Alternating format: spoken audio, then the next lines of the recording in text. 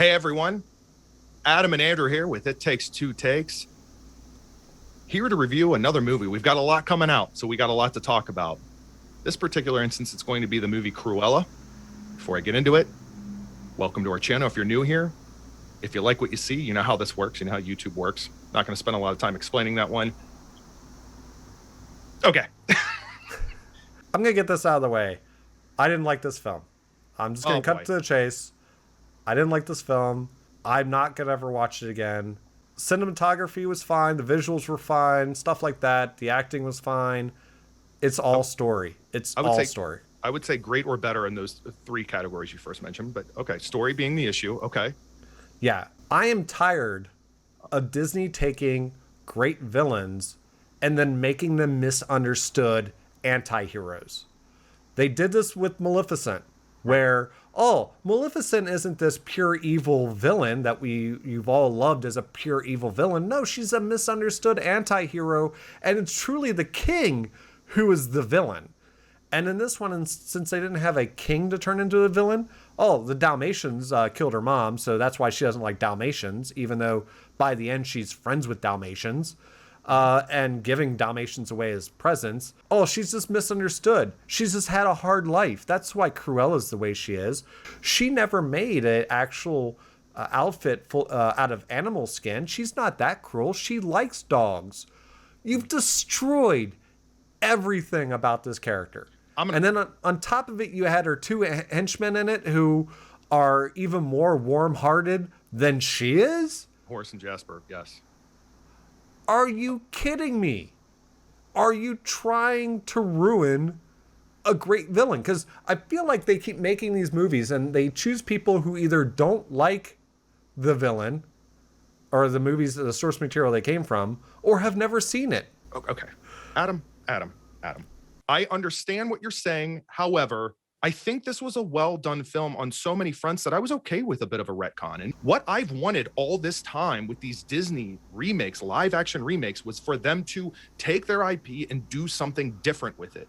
And I got that with this. It wasn't exactly what I wanted. Again, we'll get to that in a second. Two things I'm going to mention, just picking apart what you're saying here. Not to say you're wrong, but I think it's worth exploring. The fact that Emma Thompson was in this as the Baroness and played it so well, I loved that she played that truly evil role in this film. Like, she was fantastic. And so was Emma Stone, to her credit, of course, as well. You talk about the dog thing. I mean, I think you're kind of, and I don't want to say you're missing the point. Maybe you're just choosing not to appreciate it or it doesn't work for you, which is fine. But I think the point simply was that it's all about, it was all about the owner of the dog. And it was kind of the theme of the original animated film, is how they always were a reflection of the person that was their owner, right?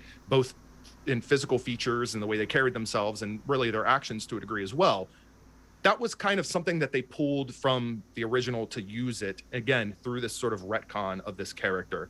And they left it slightly vague enough that we don't know what path it's going down, but we can absolutely assume that she's not going to skin puppies and make a coat out of it. Yes, you're right about that. And we're not talking about like Darth Vader here. You know what I mean? Like, I don't feel slighted or insulted that they tried to do something and branch it out and do something different, because the end result, again, you mentioned the cinematography. I thought it was directed very well. You could have shaved some time off it, but okay, fine. I thought it was directed well. I thought the performances were great. I thought that really the set pieces were cool. And of course, the actual costumes and stuff like that. If this thing gets any nominations for an Oscar, in my opinion, the only one it probably should get is simply just costume design. Yeah, I mean, if this wasn't supposed to be Cruella de Vil, I would have been fine with this movie. I would have actually liked the movie.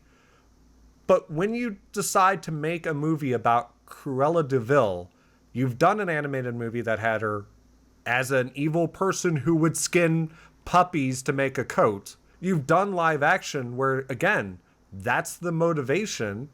And then you make an origin story where that character is never going to line up with that. Maybe the difference between you and I is I kind of realized at some point, like, this is a different story. I didn't look at it as like 101 Dalmatians canon. Like, I looked at it as, this is an interesting character. What could we do with this character? And I will admit, for at least the first half hour, if not more, of watching this film, I couldn't help but sit there and think, this would be just a good film in its own right, or an entertaining enough film in its own right. I don't understand why we have to force connections with Cruella. I was thinking that early on, but as it went on, there were some nods, there were some connections that were made that were at times a little bit clever, and I was like, okay, that's fun, I get it.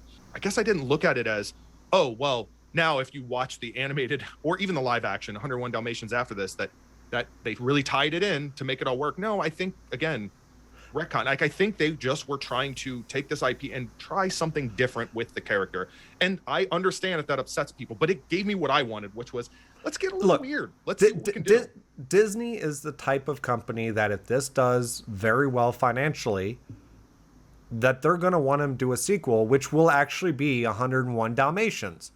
But they haven't set up the characters to even begin to fit that in any way, shape, or form. And even if they did decide to do a sequel and tie in 101 Dalmatians, all of a sudden, because the way they set up this character and Jasper and Horace, they'll end up making them like the heroes that saved the Dalmatians, and there'll be another villain that actually is going to make the code. About something that probably won't happen, first of all. But if really, it did, because there was a second Maleficent movie, even though there was no need for it, because Maleficent did so well financially that they decided, well, we got to do another one. So they're doing a second Aladdin movie because it did financially well. Why wouldn't they do a second one of these movies if this does financially well?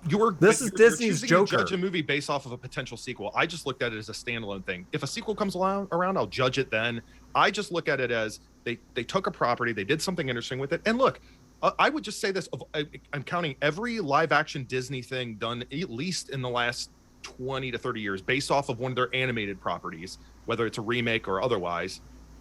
This probably would be among my top. They have absolutely watered down this character so much she can't be a villain. Other than to her own mother, that's the only person she's a villain to. Everyone else likes her.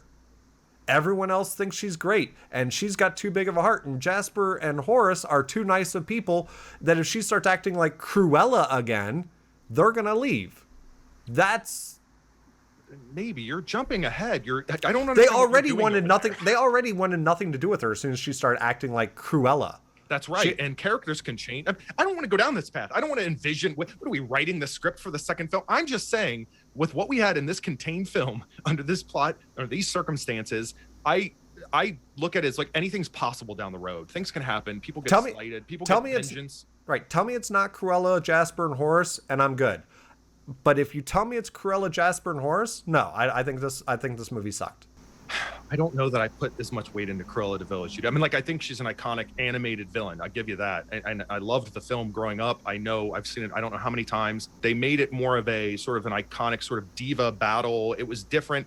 I think Chris Gillespie that directed it, who also directed I, Tonya and Lars and the Real Girl, I would think that it was clear that there was a lot of passion behind what they're doing. I didn't feel like they were like Disney corporate shills. I felt like everyone was leaning into their roles. They were performing them very well. Again, just the work that was put into this, I was very impressed by it. And if you look at the overall story, like you said, is it exactly what I would have envisioned for a Cruella de Vil character in a film? No. But I guess I just didn't look at it as, well, this is permanence. This is something that will be forever known as Cruella de Vil. No, it was a different take. I was okay with it. I really was. It does not work when you tell me that this is a movie about Cruella de Vil. It just doesn't. Just like it didn't work when they tried to tell me that was a movie about Maleficent, because it wasn't.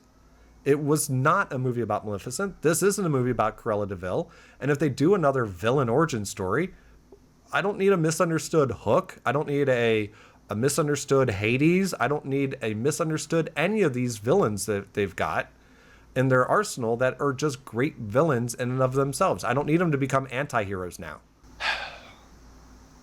I'm exhausted. I'm tired. I'm so... What are your guys' thoughts? Did you have a different take on it? Do you agree with Andrew and his idea that it's just, you have to look at it as an alternate thing. It's not connected to the others. Don't even try to connect it to the others and you'll enjoy it. Or you're in my camp of you're tired of Disney pissing on these great iconic characters by making drastic alterations to them that ultimately water down the characters. Which camp are you in? Leave your comments down below. We'd love to hear your thoughts. And Until next time, this is Adam and Andrew with It Takes Two Takes. Hey everyone. So, look, that was something. I want to apologize, but I'm not going to, because that's the whole point. Everyone's got their opinion. I think I had mine somewhere in there, but you get what I'm saying. Like, if you like this film, oh yeah, we have some other videos. You want to get around to that. I'm running out of time, but just, I don't know, dabble, see what you think here. And yep.